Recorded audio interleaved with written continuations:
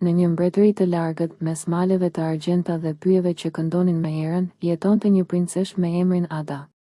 Zemra e saj ishte aq e pastër sa rrezet e diellit në mëngjes, dhe syt I shkëlqenin si yjet që zgjojnë natën.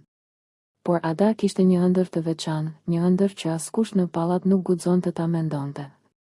Ajo dëshironte të kishte një dragua të vetin. Çdo natë, ndërsa hëna ngrihej si një kuror mbi qiell, Ada shikonte nga dritarja e saj dhe imagjinonte një dragua të madh dhe të butë, me luspa që shkëlqenin në ngjyrat e ylberit dhe me zemër të ngrohtë si zjarri I xhakull. Ajo ëndëronte se si do të fluturonte mbi krahët e tij të fuqishëm, duke prekur red, duke parë botën nga lart dhe duke gjetur aventura që vetëm zemrat e guximshme mund t'i përjetojnë.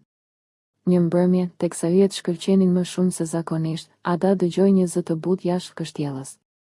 Kur doli, pa një dragua të vogël, të brisht, me sy të mëdhenj kureshtar.